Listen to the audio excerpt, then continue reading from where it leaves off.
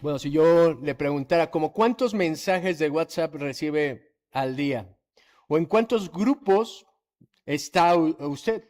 Se fija que en la actualidad nosotros somos bombardeados por miles de mensajes. Todo el tiempo estamos recibiendo mensajes en nuestro celular a cada instante con tanta facilidad. ¿Se acuerda de los tiempos cuando había que hacer cartas o había que llamar por teléfono y que era carísimo? Y hoy no. Hoy tenemos mensajes en todos lados. Tenemos el Facebook, ahí tenemos las noticias, publicidad, un montón de mensajes publicitarios y todo nos bombardea así en nuestra vida. Pero mire, también paradójicamente, o pareciera contradictorio, también estamos en una cultura donde ignoramos todo lo de nuestro alrededor o todos esos mensajes. Ignorar una noticia es tan fácil como recorrer su dedo y pasar la pantalla. Las invitaciones las puede posponer. Los mensajes, si quiere, no los puede abrir. O también, por si alguien no lo sabía, puede desactivar las palomitas azules y no se darán cuenta si los está ignorando, ¿no? Fíjense, pero en los tiempos antiguos había un mensaje que no podía ser ignorado, al igual que el día de hoy. Y ese mensaje era cuando un rey hablaba. Cuando un rey hablaba, alguien no podía simplemente decir, paso la página, ignorar, porque era el mensaje del rey y si no hacías caso, te mataban. Cuando un rey ascendía al trono, emitía decretos. No eran invitaciones ni pedía opiniones, simplemente emitía un decreto y el decreto no se discutía, no se votaba, no se analizaba si me conviene o no me conviene, simplemente se obedecía. Y así es como Marcos nos va a presentar el inicio del ministerio público de Jesús como un rey que propaga un mensaje y ese mensaje no puede ser ignorado. Acompáñeme a Marcos capítulo 1. Y hoy vamos a ver en Marcos capítulo 1, versículo 14 al 20, cómo nos muestra la autoridad del Rey Jesús al proclamar y llamar a sus seguidores al reino de Dios. Les repito, esta es la idea. Acuérdense, siempre que menciono esto es porque la idea principal del mensaje, Marcos 1, 14 al 20, nos muestra la autoridad del Rey Jesús al proclamar y llamar a sus seguidores al reino de Dios. Acompáñenme en la lectura, dice, después que Juan fue encarcelado, Jesús vino a Galilea predicando el evangelio del reino de Dios, diciendo, el tiempo se ha cumplido y el reino de Dios se ha acercado. Arrepentíos y creed en el evangelio. Andando junto al mar de Galilea, vio a Simón y a Andrés su hermano, que echaban la red en el mar, porque eran pescadores. Y les dijo Jesús, venid en pos de mí, y haré que seáis pescadores de hombres. Y dejando luego sus redes, le siguieron. Pasando de allí un poco más adelante, vio a Jacobo, hijo de Zebedeo, y a Juan su hermano, también ellos en la barca, que remendaban las redes. Y luego los llamó, y dejando a su padre Zebedeo en la barca con los jornaleros, le siguieron. Mire, Marcos sigue su descripción muy breve y después de hablarnos de las tentaciones en 2 versículos, él introduce rápidamente el ministerio de la predicación de Jesucristo y lo resume también con pocas palabras, pero nos sitúa cuándo ocurre esto. Él dice, después de que Juan fue encarcelado.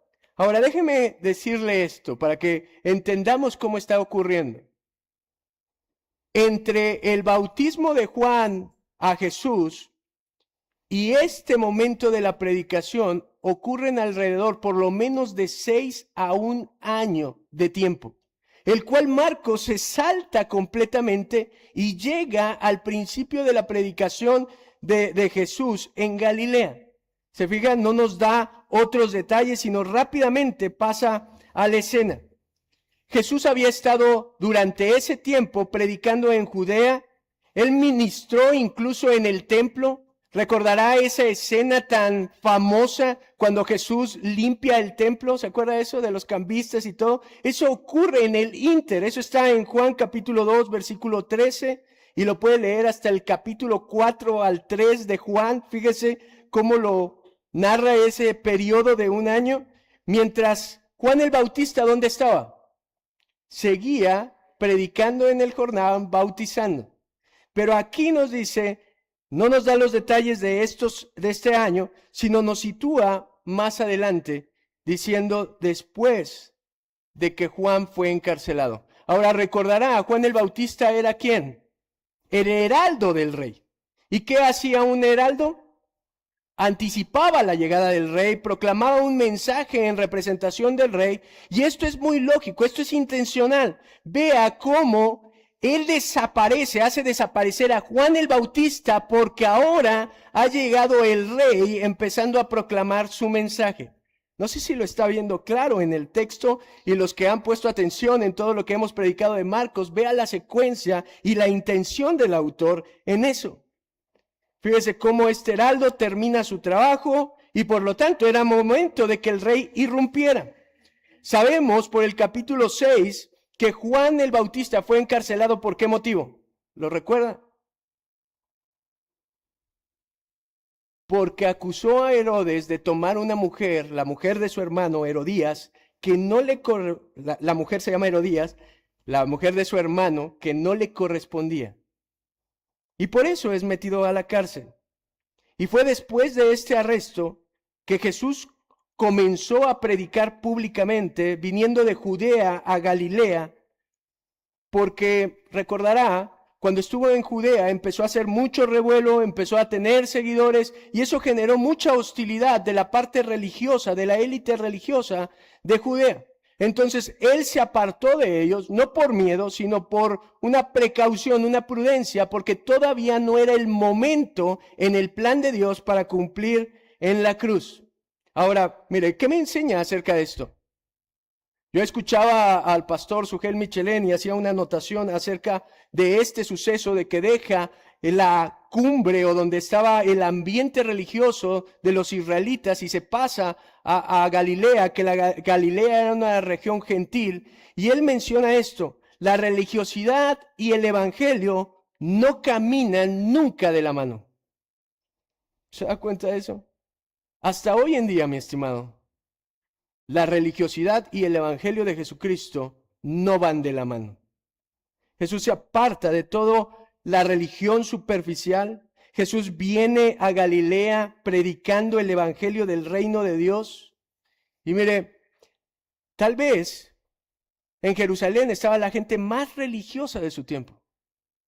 Una religión mecánica, hueca, que no tenía el poder de la transformación del evangelio.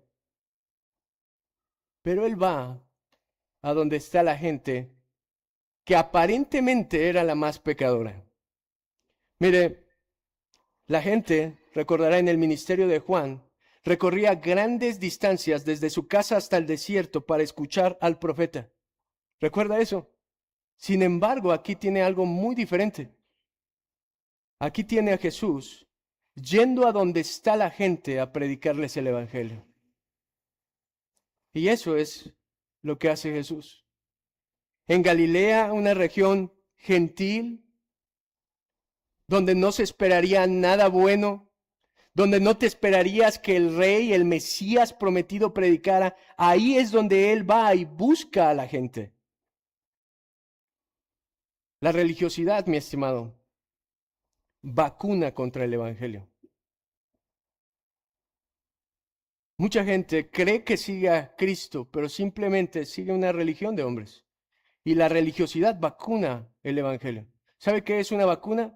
Es una pequeña dosis del virus que le ponen en su cuerpo. ¿Para qué? Para que su sistema inmunológico reaccione y entonces sus anticuerpos puedan combatir el virus.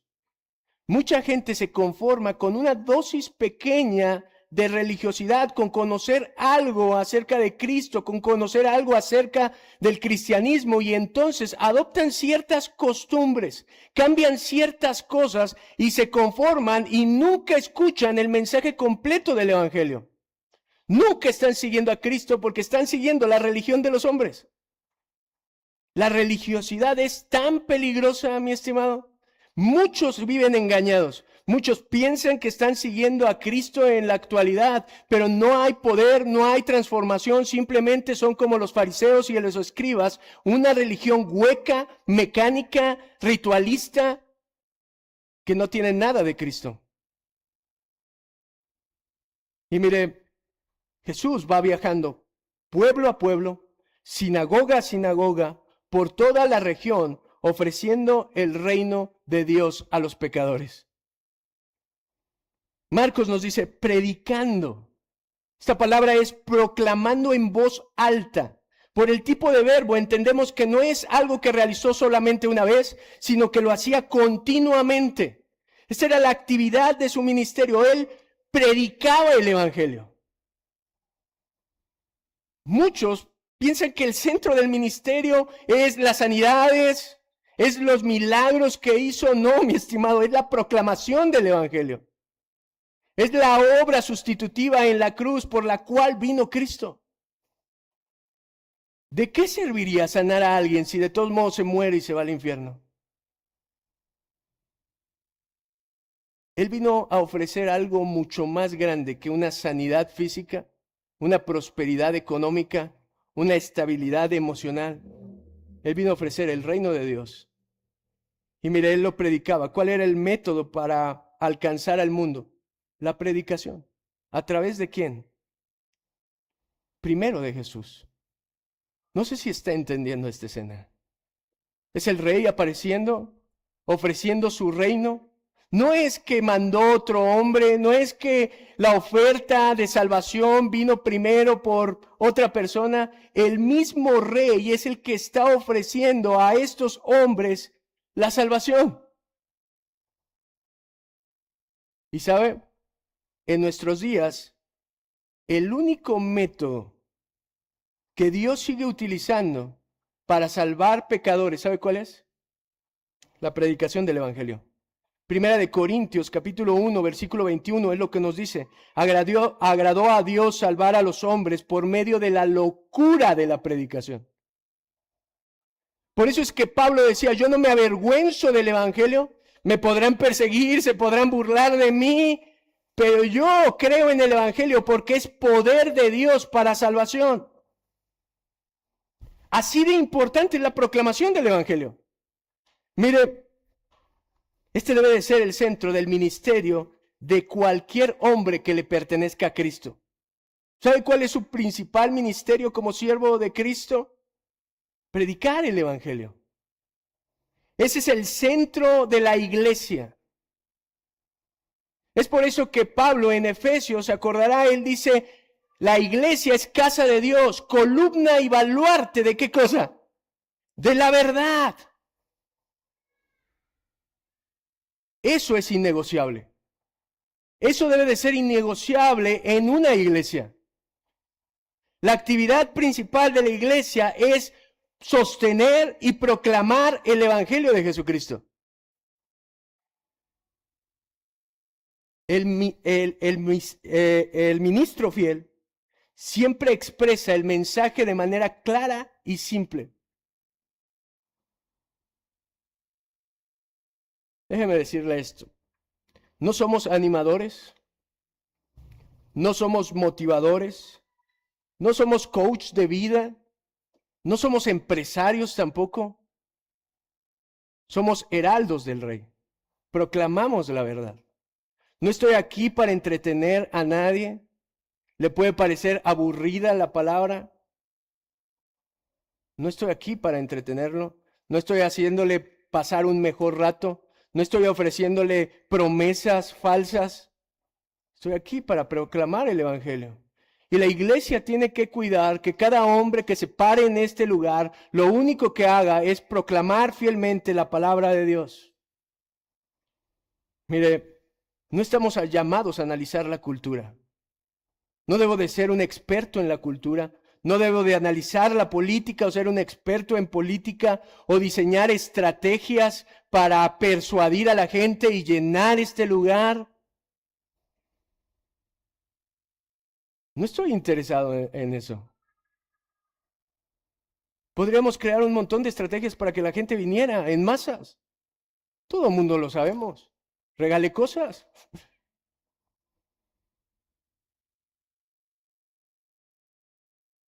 Mire, es triste ver iglesias así, tan llenas de gente y tan faltas de la palabra de Dios, tan carentes de la proclamación del Evangelio. ¿Sabe que si yo predico fielmente la palabra, me aseguro de que solo van a venir creyentes? Porque a la gente mundana no les gusta la palabra de Dios, se irán. La gente que no ama a Cristo, no ama su palabra, se aburrirá. Predico a la iglesia de Jesucristo. Y eso es lo que la iglesia debe hacer, porque así lo hizo el rey al cual le pertenece esta iglesia. ¿Y qué predicaba? El evangelio del reino de Dios. Eso es lo que dice. Evangelio significa buenas noticias. Y mire, no es un profeta hablando en nombre de Dios. Es Dios mismo proclamando su mensaje para salvación de los hombres. ¿Y qué decía? Versículo 15 de Primera de Marcos. Dice diciendo, el tiempo se ha cumplido y el reino de Dios se ha acercado. Arrepentíos y creed en el evangelio. Esto es el resumen de lo que Jesús decía. Él iba de aldea en aldea, pueblo en pueblo, sinagoga en sinagoga y decía, el tiempo ha llegado. Y este tiempo que habla aquí, esta palabra no es cronos, el tiempo de un reloj, sino es kairos, que es un momento puntual para que algo ocurra. Y él nos estaba diciendo, el momento puntual de Dios, que Dios eligió para que ocurriera esto, se ha cumplido hoy que estoy predicando. No sé si entienda esto. Todo lo que hablaba el Antiguo Testamento, la promesa de que vendría un rey Mesías a derrotar al enemigo, a darle salvación a su pueblo, a entregarle la victoria, él les está diciendo eso. Ese tiempo se ha cumplido y yo estoy aquí. Mire, este es el gran momento histórico de Dios. Cuando aparece su rey. Mire, el mensaje es inconfundible. El reino de Dios se ha acercado. Esto es como si él dijera, debido a que soy el rey, donde quiera que yo esté, mi reino está presente. El reino de Dios, mire, porque dice, pues ¿cómo? Pues si no estableció su reino físicamente, ¿no? El reino se debe de entender, al menos o se debe de entender en tres dimensiones, por lo que la Biblia nos dice. Un reino espiritual, un reino milenial y un reino eterno. En el presente, no estamos viendo un reino físico de Dios, ¿no es cierto? Vemos la maldad, vemos cómo la cultura sigue el sistema de Satanás, pero mire cómo está el reino de Dios. El reino de Dios se manifiesta en el gobierno, en el corazón de cada creyente que obedece a Dios. Es invisible, imperceptible, pero habita dentro del corazón de cada creyente. En esta primera venida vino a establecer ese reino. Lucas capítulo 17, versículo 21, él dice esto, ni dirán, helo aquí o helo allí, porque he aquí el reino de Dios está, ¿dónde? Entre vosotros. El reino de Dios está entre vosotros. Pero mire, en la segunda venida, el rey establecerá su reino de forma física, visible en esta tierra. Eso nos lo dice Apocalipsis capítulo 20, lo puede leer en su casa, y dice que ese reino durará 1000 años, por eso lo conocemos como el reino milenial. Pero cuando esos 1000 años terminen, después de eso, Dios inaugurará su reino eterno y definitivo, que conocemos como cielos nuevos, tierra nueva, la Jerusalén celestial. Y eso lo encuentra en Apocalipsis capítulo 22, versículo del 1 al 5. Ahora, el reino ya está entre nosotros, entre los creyentes. ¿Cómo entra? un súbdito de Satanás, que vivía atado al pecado. ¿Cómo escapa de ese maligno y ahora entra en el reino de Dios? Es simple. Él lo dice: arrepentíos y creed. No hay una obra humana en esto. No es nunca por buenas obras la entrada al reino de Dios. Usted no hay un precio que pueda pagar. No sé si me explico. A veces vemos las religiones tradicionales, cómo hacen mandas, cómo hacen esto y tratan de ganarse el favor de Dios. No hay manera de que con un esfuerzo humano pueda comprar el reino de Dios. El reino de Dios es un ofrecimiento del Rey gratuito para aquellos que se arrepienten y creen. Simplemente eso. No importa qué tan pecador es usted, no importa ni siquiera de qué región es usted, lo único que necesita para entrar al reino de Dios, el Rey lo dijo: arrepentirse y creer. Y estas dos cosas van de la mano, no las puede separar. ¿Qué es arrepentimiento? Significa volverse al camino opuesto, volverse en la dirección correcta. No es un dolor que usted siente cuando se equivoca o cuando peca. No es un remordimiento o una vergüenza. No es un anhelo de cambiar su vida con un esfuerzo humano. No sé si ha visto eso. Mucha gente está asqueada de su vida. Mucha gente ha echado a perder su vida. Se ha metido en vicios. Ha hecho cosas ilegales a lo mejor. Ha hecho cosas que su conciencia no los deja tranquilo. Y utilizan a Cristo para cambiar su vida de alguna manera. Y la cambian de manera superficial. Vienen a la iglesia, se sientan, se infiltran entre la iglesia y simplemente cambiaron ciertas rutinas, pero por dentro son los mismos. Simplemente la motivación de su vida es: bueno, estoy tan mal, arruiné esto, arruiné mi reputación delante de mi familia, delante de la sociedad, y ahora quiero un disfraz nuevo. Y ahora ese disfraz es un disfraz de religioso cristiano. Y utilizan el cristianismo como si fuera un disfraz nada más. Pero por dentro hay la misma pasión por las cosas que no son de Dios. En lo oculto hay el mismo comportamiento. Mi amado, arrepentimiento es dejarlo todo. No sé si entienda que después de la caída, el hombre ha vivido pensando que es el rey de su vida, que es el centro del universo. ¿Cuántos recuerdan su historia antes de Cristo? Bueno, no la recuerdan, no se me vaya a deprimir. Sobre todo cuando uno es joven. ¿No es cierto? Uno cree que todas las puede, uno cree que es fácil, se cree inteligente, se ve fuerte, se le hace fácil, yo puedo ser exitoso, y tan fácil que es. Y vive para uno mismo, para su corazón egoísta, y era el rey del universo, viviendo para su propio pecado, disfrutando sus placeres pecaminosos. Pero miren la antigüedad, cuando un rey más poderoso, ¿se acuerda que esas son las palabras de Juan el Bautista que nos dice? Viene uno que es más poderoso, el poderoso. Cuando un rey más poderoso llegaba a un reino de un rey menos poderoso, ¿sabe qué opciones tenía aquel rey menos poderoso? Solamente tenía dos opciones: o rendirse o la horca. Ese es el llamado de Cristo.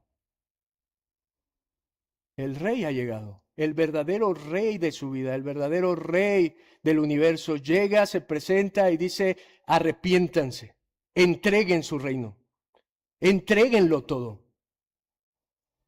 y ahora pertenezcan a mi reino. Y algunos debaten qué es primero. No puede separar las dos cosas, porque ¿cómo se arrepiente a alguien que no ve su propia inmundicia? Dice Efesios que nosotros estábamos muertos en nuestros delitos y pecados, ni siquiera nos dábamos cuenta.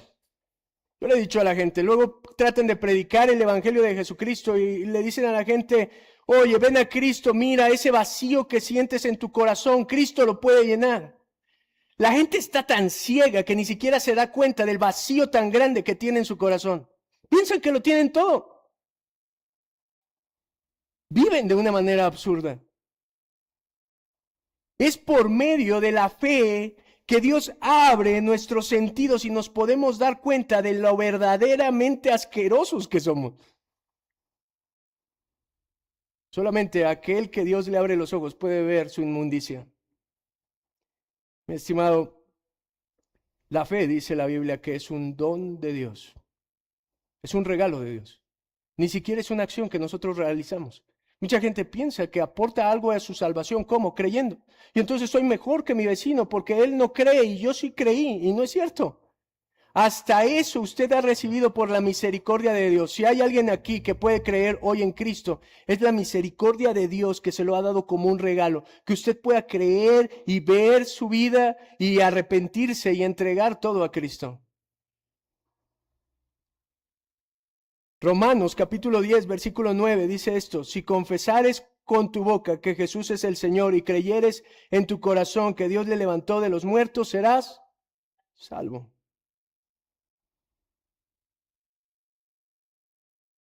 Este tipo de creer no es un llamado al frente como hacen algunas iglesias, no es una oración de fe. No tiene nada de malo orar porque Cristo reina en su vida, pero lo que estoy diciendo es que esto no es algo que simplemente dice un día y ya. Este tipo de fe no es superficial, sino una aceptación de su miseria y el reconocimiento de que el único rey al que le pertenece su vida es Cristo.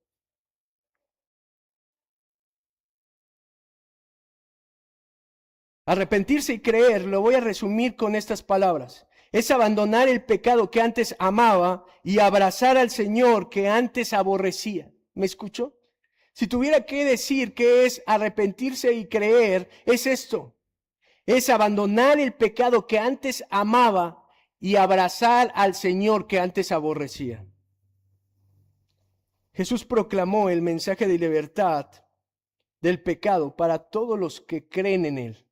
¿Se da cuenta? Lo único que les pidió fue, si crees en mí serás salvo. Al mundo entero ha hecho esa invitación a su reino. Ahora, ¿cómo se ve? ¿Cómo se ve una vida que recibe este llamado? ¿Quiere verlo en la práctica? ¿Cómo se ve una vida que se arrepiente y cree en el Evangelio? Acompáñeme de vuelta a Marcos capítulo 1, versículo 16. Y esto está muy interesante. Miren, estos son los primeros súbditos, los primeros seguidores de Cristo.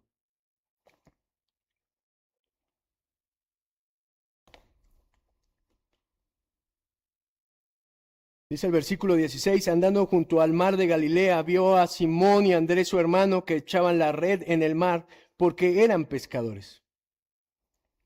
No sé si lo sepa, pero Jesús ya conocía a estos hombres. Según Juan capítulo 1, versículo 35 al 42, usted lo puede leer, dice que Andrés estuvo ahí cuando fue bautizado Jesús por Juan el Bautista y escuchó cómo Juan el Bautista hacía esa famosa declaración de este es el Cordero de Dios que quita el pecado del mundo. A raíz de eso se acercó a él y pasaron una temporada juntos, pero después, mire, después de ese primer encuentro, ellos retomaron su vida normal como pescadores. ¿Se da cuenta? Volvieron a la chamba. Y ellos eran pescadores en el mar de Galilea. El mar de Galilea es un lago grande de agua dulce. Dicen que hay una gran variedad de peces o había una gran variedad de peces. Y estos hermanos estaban echando la red en el mar. A lo mejor ha ubicado por películas esa escena de esas redes circulares que tenían unos pesos en las orillas y normalmente eran agarradas por dos pescadores que aventaban desde la barca esa red y la extendían, eran tan hábiles que la extendían toda en el aire y luego caía esa red en el agua y por los pesos se hundía. Después bajaba el pescador y agarraba el lazo que tenía, que ataba el perímetro de la red y hacía como una bolsa donde agarraba todos los peces, la amarraban en la barca y entonces se iban a la orilla y ahí limpiaban la red y los peces. Esto era lo que estos hombres estaban haciendo. Y mire, debido a que la dieta principal del Mediterráneo era los peces, esto parece indicar que Simón y Andrés tenían una floreciente empresa pesquera. Es decir, estos hombres no eran unos holgazanes, no eran pobres tampoco, eran unos empresarios. ¿Se da cuenta de eso? Yo sé que alguien va a decir, ay, ¿por qué no llamó primero a unos pobres que esto y lo otro? No, no tengo idea. Simón y Andrés tenían, al parecer, una sociedad con Jacobo y los hijos, y Juan, el hijo de Zebedeo, y ellos eran hombres prominentes. A lo mejor no eran muy ricos, no eran millonarios, pero sí no les faltaba nada. No eran jornaleros. Simón, que es Pedro, tenía su casa propia, ¿se acuerda? Que lo lleva a su casa. Juan, no sé si sepa esto, era conocido por el sumo sacerdote. Para ser conocido por el sumo sacerdote había que tener una cierta influencia. Y aquí están estos hombres que Jesús los llama. Quiero mostrarle lo irresistible que es el llamado de Cristo. Mire, una de las características, le dije que estos hombres ya eran conocidos por Jesús, pero quiero que note algo. ¿Se da cuenta que estos hombres no buscaron a Jesús? Fue Jesús el que los buscó a ellos. El llamado de Jesús es un llamado particular y único para cada persona. Mi estimado, no hay alguien que pueda decir, yo busqué a Cristo. Cristo nos buscó a nosotros. En el mejor momento de nuestra vida, a lo mejor, o seguramente en el peor momento de nuestra vida. Fue su misericordia la que nos alcanzó, fue Él el que fue, porque si fuera por nosotros, nunca lo buscaríamos. Fue Él el que fue hasta nuestro lugar y nos hizo un llamado particular a seguirle. ¿Y sabe qué me indica esto? Que Dios ya había escogido a estos hombres desde antes de la fundación del mundo. Este ya tenía un plan para estos hermanos. ¿Y por qué los escogió? La Biblia dice que por el puro afecto de su voluntad. En otras palabras, porque le dio la gana. Y eso sigue pasando en cada hombre que Él llama y regenera. Por el puro afecto de su voluntad, Él lo ha llamado, mi estimado. Por el puro afecto de su voluntad, Él lo ha escogido para seguirlo. Desde antes de la fundación del mundo. Este es un llamado único para usted. Y mire, versículo 17 de Primera de Marcos. ¿Qué les dijo? Y les dijo Jesús, venid en pos de mí y haré que seáis pescadores de hombres. La declaración de Jesús no es una petición. ¿Se fija que Él no dice, bueno, ¿les gustaría seguirme? ¿Sabe qué verbo es este de venid? Es un imperativo. Y cuando utiliza un imperativo es porque da una orden. Es una orden. No es una sugerencia para ellos, es una orden. Venid en pos de mí. Cuando Dios llama a alguien, escuche, no es una sugerencia, es una orden. Este llamado es increíble, ¿sabe por qué? Porque es un llamado con autoridad. Es un llamado con autoridad. Muy diferente a cualquier otro llamado. Déjeme decirle por qué. En la antigüedad los rabinos no llamaban a sus estudiantes a ser sus discípulos. ¿Sabía eso? No había ningún rabino en esa época que agarrara a alguien y le dijera, ¿quieres venir y ser mi estudiante? ¿Quieres venir y aprender de mí? Eso no existía. Lo que sucedía es que los discípulos, o más bien los estudiantes, iban y le decían, quiero ser tu discípulo, Quiero sentarme a tus pies y aprender de ti y vivir como tú vives. Pero es Jesús el que aquí dice, venid en pos de mí, no ellos. ¿Y sabe qué significa venir en pos de mí? Sigan mis pasos, pisen sobre mis huellas. De una manera metafórica es eso, pero de una manera más literal es, hagan lo mismo que yo hago, vivan como yo vivo. ¿Y sabe qué es lo curioso? Que ningún rabino se atrevería a decir esto. Los estudiantes venían a los rabinos y los rabinos, aún los religiosos, ¿sabe qué le enseñaban? A vivir bajo la ley de Moisés. Pero este que está aquí, que está llamando a pescadores, no les está diciendo, vivamos bajo la ley de Moisés. Les enseño la palabra, sino les está diciendo, vivan como yo. Porque yo soy el cumplimiento de la ley. Qué increíble. Las implicaciones de este llamado, venid en pos de mí, eran radicales e inconfundibles. ¿Sabe qué les estaba pidiendo? Abandónenlo todo. Era un mandato único y no negociable, que abarcaba todo y provenía de un rey para sus súbditos.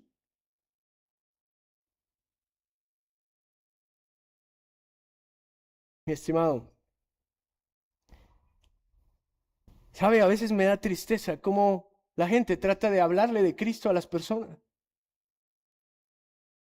Y a veces escucho que hacen el llamado y dicen, oye, ábrele la puerta de tu corazón a Jesucristo, déjalo pasar a tu corazón. Como si fuera pobrecito de Jesús, está ahí afuera tocando a la puerta.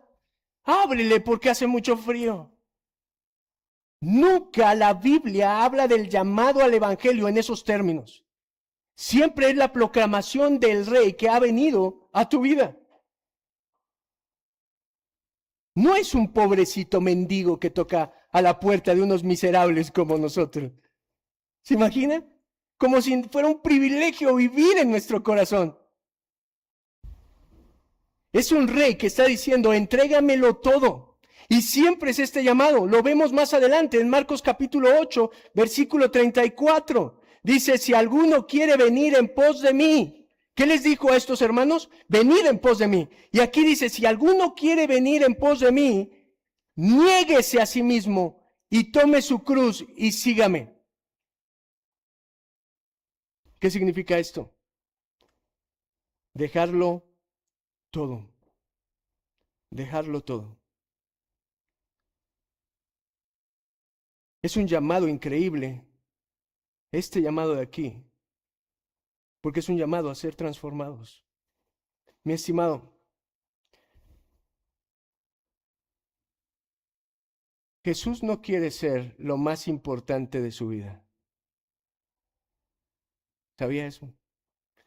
Jesús no quiere ser el primer lugar de su vida. Jesús quiere ser el todo de su vida. Si hay algo en su corazón que compite con eso, si hay algo en su corazón que usted dice, bueno, aquí está Jesús, pero aquí abajito está mi negocio, aquí abajito están mis amigos, aquí abajito está mi familia, entonces no ha entregado su vida a Cristo y no lo está siguiendo. Porque Cristo debe de ser el todo de su vida. Mire, Él les dijo, dejen su oficio. ¿Se está dando cuenta de esas implicaciones para ellos? Y los haré pescadores de hombres. La analogía de que ellos entenderían perfectamente. En lugar de lanzar las redes, ellos los habilitaría para predicar el evangelio con el propósito no de reunir peces, sino de reunir pecadores. Serían embajadores del reino de Dios. ¿Sabe cómo nos llaman nosotros los creyentes la Biblia? Embajadores de Cristo. Eso es lo que usted y yo seguimos haciendo por oficio cuando seguimos a Cristo, proclamando las verdades del Evangelio, haciendo la invitación a venir al reino de Dios a todos los pecadores que están a nuestro alrededor. Ese es nuestro oficio. Solo este rey mesiánico podría exigir y ganar tal tipo de lealtad. ¿Se da cuenta? ¿Y qué se hace con un llamado así? Versículo 18. Dice, y dejando luego sus redes, le siguieron. ¿Se acuerda que le dije que esta palabra era muy utilizada por Marcos, luego y luego? Y le dije que también significaba ¿qué? Inmediatamente. ¿Qué es lo que sucedió con esos hermanos cuando escucharon el llamado de parte de Cristo, único, a dejarlo todo? Dice, inmediatamente. Dejaron sus redes y le siguieron. No hubo resistencia, no hubo vacilación de su parte. Ninguno hizo las preguntas básicas. Mi estimado, si usted estuviera ahí, en la chamba. Primero, yo creo que si alguien llega y le dice déjalo todo, no lo dejaría, ¿va? A menos que sea una autoridad, a menos que sea el rey. Y si estuviera Cristo ahí, mi estimado, y lo llamara, ¿saben? Muchos de nosotros tal vez preguntarían antes de seguirlo, ¿y a dónde? ¿No? A ver, espérate, ¿cómo que seguirte? ¿Cómo hasta dónde vamos a ir? ¿Vamos a ir en carro o vamos a ir caminando? Porque no, yo me canso mucho de mis piernas y a mí me tienes que dejar, si es en carro, el asiento de adelante porque tengo que ir cómodo.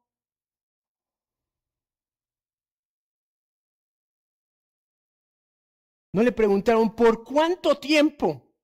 O sea, como cuánto me vas a ocupar, porque yo soy un hombre ocupado, o sea, mi chamba, tú sabes, el empresario no descansa y esto y lo otro, pues tú dime como cuánto, una media hora o 20 minutos, porque soy un hombre muy ocupado. ¿Le suena parecido? Lo más básico, ¿qué vamos a hacer? ¿No? O sea, te seguimos, pero ¿qué vamos a hacer? No le preguntaron eso, no le preguntaron tampoco de qué vamos a vivir, o sea, vamos a dejar nuestro negocio y después, ¿cómo vamos a alimentarnos? ¿Cómo vas a alimentar a nuestra familia? No le preguntaron eso. Para ellos, seguir a Cristo, ¿sabe qué significó? Para estos pescadores, morir martirizados. Solo Juan murió de viejo, pero los demás murieron martirizados. Cuando Dios manda, solo tiene una opción, mi estimado, obedecer. John MacArthur comenta, la respuesta demuestra tanto la autoridad del Señor como el poder que actúa en quien Él llama a que le responda. Cuando nosotros respondemos a Cristo dejándolo todo, ¿sabe qué significa eso? Que el poder de Cristo está actuando en nosotros. Es lo que nos permite entregarlo todo. Pero la escena, mire, se repite ahora con otros personajes, versículos 19 y 20. Dice, pasando de allí un poco más adelante, vio a Jacobo, hijo de Zebedeo, y a Juan su hermano, también ellos en la barca, que remendaban las redes, y los llamó, y dejando a su padre Zebedeo en la barca con los jornaleros, le siguieron. ¿Qué estaban haciendo? Remendando las redes. ¿Sabe qué significa eso? Estaban limpiando las redes, preparándolas para la siguiente jornada. Estos hermanos que están aquí, hijos de Zebedeo, tenían un apodo. ¿Se acuerdan? Los hijos del trueno. Y los hijos del trueno se sintieron impulsados a dejarlo todo y a seguir a Cristo. ¿Cómo debió de ser su carácter para que les llamaran los hijos del trueno? ¿No? Imagínense, y tampoco preguntaron nada. ¿Se da cuenta? No pusieron excusas, no dijeron, bueno, espérame, este no es mi temporada. A dejarlo todo. No le dijeron, yo me imagino, no, esto ya es mío. Así de, ¿sabes cómo nos dicen? Ay, Los hijos del trueno. Entonces imagínate, si nosotros somos los hijos del trueno, imagínate quién es mi papá. Y el trueno. Imagínate cómo ha de ser para que le llamen el trueno. Si le dejo la chamba aquí botada, pues no.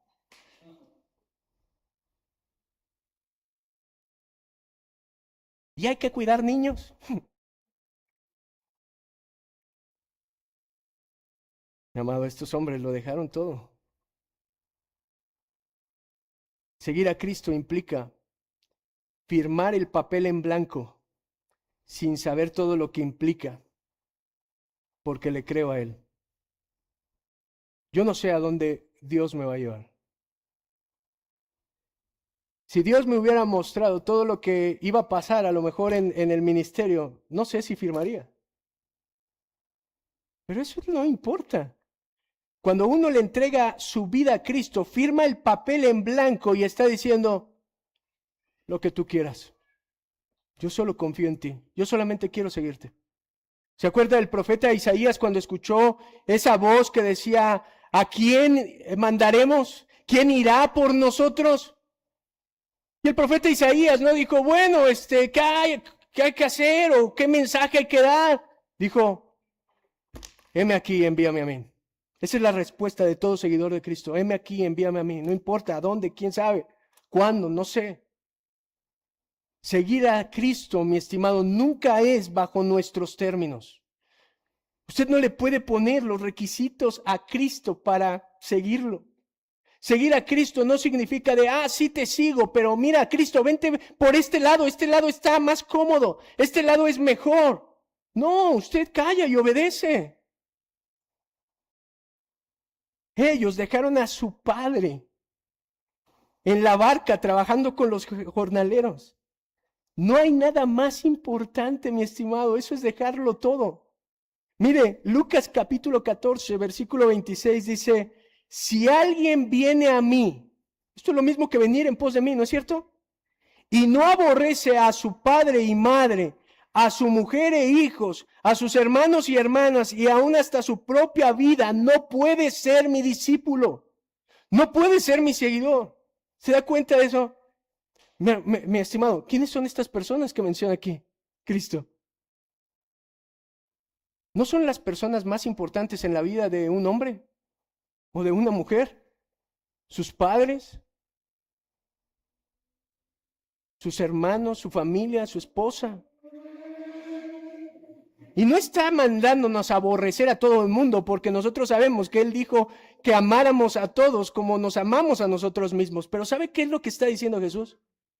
Si el amor que tienen por las personas que más aman en este mundo no parece odio comparado con el amor que tienen por mí, no son dignos de ser mis discípulos. ¿Me escuchó? Nada puede competir en nuestra vida con el amor que tenemos por Cristo. Aún las personas que más amamos, aún por las personas que daríamos nuestra vida, hasta pareciera que las aborrecemos comparado con cómo amamos a Cristo.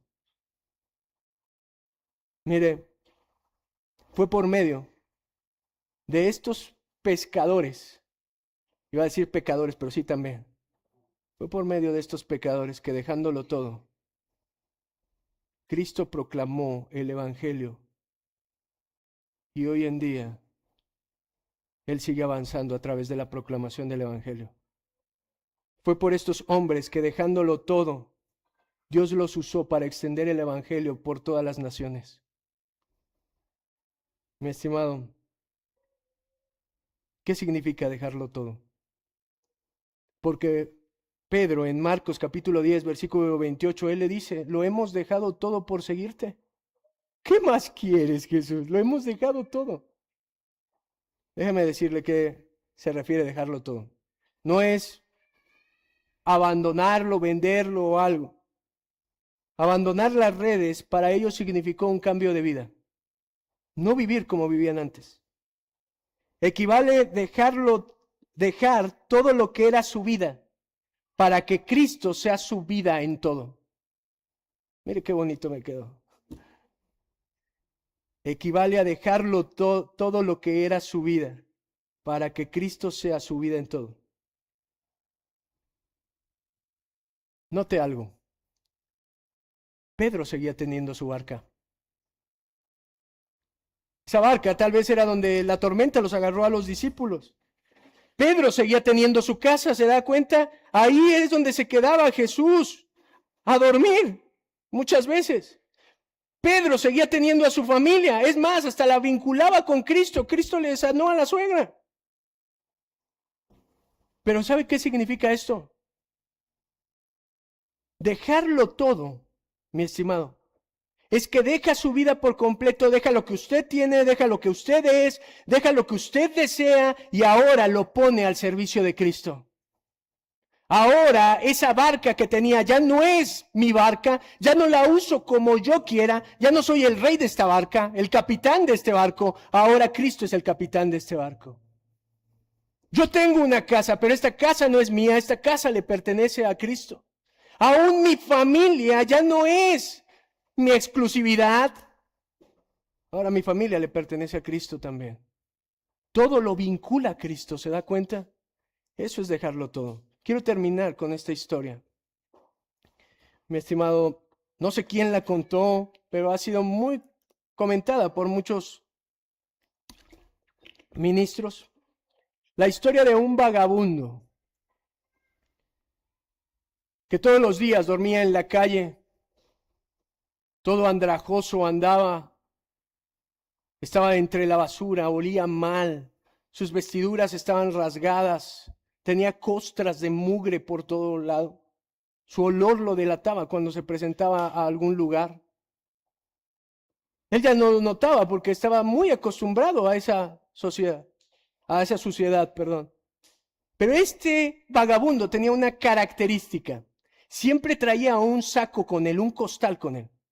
Y él iba por sus lugares preferidos, la basura, y agarraba un poco de basura y la metía a ese costal y vivía con el costal todo el tiempo. Un día cuenta la historia que el rey decidió bajar a los suburbios, decidió caminar entre la gente y venir a ver cómo estaba la gente. Entonces el rey empezó a caminar y empezó ahí con la gente, y cuando llegó con este vagabundo, su corazón se conmovió y tuvo misericordia de él. Y entonces este rey le hizo un llamado y le dijo: mira, tengo una oferta para ti. Ven conmigo a vivir a mi palacio. Sé parte de mi reino. De ahora en adelante, tú vestirás ropas limpias. De ahora en adelante, tú comerás en la misma mesa que yo como. Tú serás protegido por mí directamente. Yo guardaré tu vida. Las murallas de mi palacio serán tu protección. Pero simplemente deja tu vida y ven conmigo.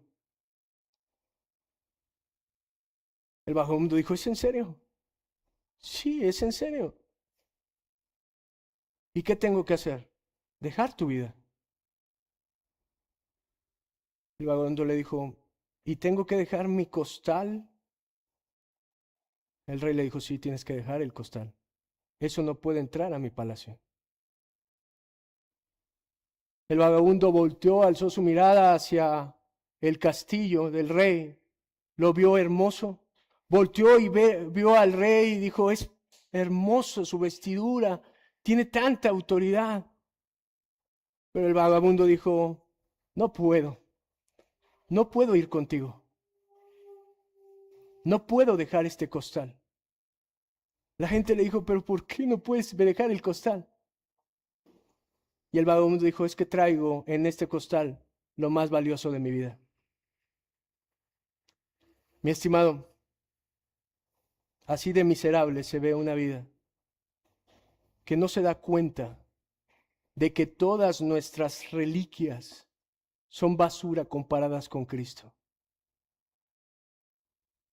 Así de miserable es alguien que piensa que seguir a Cristo es: ay, no, voy a dejar la fiesta, voy a dejar los amigos, voy a dejar la empresa, voy a dejar esto, porque no entienden el valor de Cristo. Mi estimado, yo quiero que hoy piense: ¿cuál es su costal? ¿Qué trae en ese costal que le impide seguir a Cristo totalmente? ¿Qué es aquello que usted atesora en su corazón y no está dispuesto a soltarlo para ganar a Cristo? Mi oración el día de hoy es que Dios abra su entendimiento y vea claramente su vida y la vida de Cristo y el llamado tan increíble que le está haciendo a su vida el Rey de Reyes y el Señor de Señores. Mi amado, es por gente que dejándolo todo, recuerde, Él sigue extendiendo su reino. Que así sea en su vida. ¿Por qué no me acompaña a orar?